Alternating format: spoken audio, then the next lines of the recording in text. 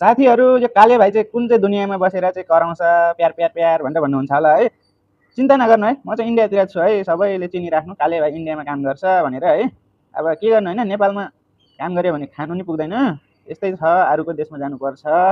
अब नयाँ सरकारले चाहिँ आफ्नै देशमा रोजगार खुलोस् है, आफ्नै देशमा काम गर्नु पाओस्, नेपाली दाजुभाइ दिदीबहिनीहरू आफ्नै देशमा बसेर घर चलाउनु सकोस् है, अरूको देशमा जानु नपरोस्, अरूको गुलामी बन्नु नपरोस् अबको दिनतिर होइन। आजसम्म जे जस्तो भयो भयो, अब नयाँ सरकारले चाहिँ टक्क सबै नेपालीलाई नेपालतिर फर्काउने कोसिस गरौँ, त्यो भन्छु म चाहिँ है।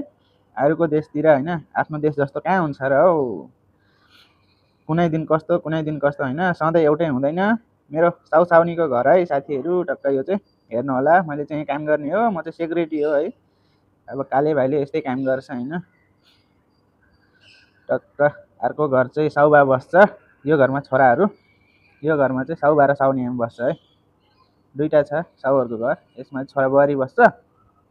त्यस्तै छ है, काले भाइलाई त्यति भिडियोहरू बनाउनु नि आउँदैन, यसो माया गरिदिनु होला सबैले, बरु काले भाइले टक्क टाइम पासको लागि बनाउँछ है। काले भाइले नराम्रो चाहिँ नसोच्नु है कसले पनि, म त फटानी फटा छु, हारामी नि हारामी छु, उल्कानी उल्कै छु है, कसैलाई नराम्रो त बोल्दिनँ म होइन। टक्क कसैलाई नराम्रो बोल्नु पनि हुँदैन है साथीहरू, एक बारको जुनी हो, सबैसँग मिल्ने, टक्क सबैलाई सम्मान गरेर अगाडि बढ्नुपर्छ। भिडियोलाई टक्क यसो मन पराइदिनु काले भाइको, अब टाइम पास गर्नुपर्छ क्या, टाइम पास के गर्नु हो, झ्याउ लाग्दो रही अब।